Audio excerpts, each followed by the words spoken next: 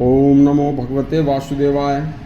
आज के इस कल्याणकारी प्रसंग में कहा है, यह ऋग्वेद का प्रसंग है कि जो सत्कर्म है, जो धर्म के कार्य हैं, जो अच्छे कार्य हैं, जो पुण्य कार्य हैं, उन सभी पुण्य कार्यों को, धर्म के कार्यों को आज ही पूरा कर दो। क्यों कि कल आने की कोई गारंटी नहीं है कि कल का सूर्य आप देख पाओगे भी या नहीं। एक श्वास लिया है, दूसरे श्वास का भरोसा नहीं है। सुनिए, ये आज का प्रसंग यदि आपने पूरा नहीं सुना तो पछताना ही रह जाएगा। हमारे धर्म शास्त्रों में ऋषि मुनियों ने शरीर को पानी के बुलबुले की तरह क्षण भंगुर नाशवान बताया है। जैसे पानी का बबूला क्षण में ही फूटकर नष्ट हो जाता है और फिर उसका कोई अस्तित्व नहीं रहता, वैसे ही जीवन का हर हाल है कि हर एक प्राणी हर क्षण विनाश की ओर चल रहा है। हर क्षण हमारी आयु कम हो रही है, हर घड़ी हमारा कदम मृत्यु की ओर चल रहा है, जिसका हमें कोई एहसास भी नहीं होता और यह क्या हो रहा है।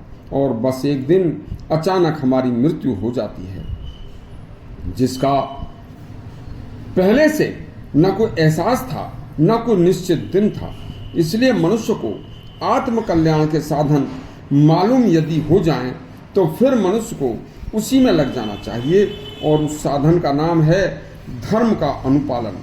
इसलिए ये धर्म कार्य, सत्कार्य कल के लिए टालना बिल्कुल भी उचित नहीं है।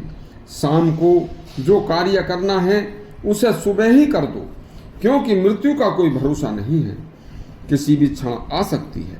मनुष्य मनसूबे बनाता रह जाता है और मृत्यु प्राण लेकर चली जाती है, शरीर पड़ा रह जाता है। मन अति चंचल है, हर क्षण में नए नए विचार आते रहते हैं, दूसरे ही क्षण विचार बदल जाते हैं। बस यह ध्यान रखो कि जिस समय अच्छे विचार आए उसी समय उन विचारों को कार्य के रूप में यथाशक्ति करने का प्रयत्न करो। ऋग्वेद की एक ऋचा ऐसा आदेश देती है कि मन की चंचलता को जीवन की क्षण भंगुरता समझकर सत्कर्म को उसी समय संपन्न कर लेना चाहिए, क्योंकि कल तो क्या अगला क्षण भी किसी को देखने की कोई गारंटी नहीं है। मृत्यु के साथ जिसकी मित्रता हो, जिसने अमृत का पान कर लिया हो, जिसे अमरता प्राप्त कर ली हो, वही मनुष्य कह सकता है कि यही काम मैं कल कर लूंगा, यह वस्तु मुझे कल प्राप्त हो जाएगी। अतः ऋग्वेद कहता है कि हम हर प्रतिक्षण, हर घड़ी मृत्यु की ओर बढ़ रहे हैं, विनाश को प्राप्त कर रहे हैं।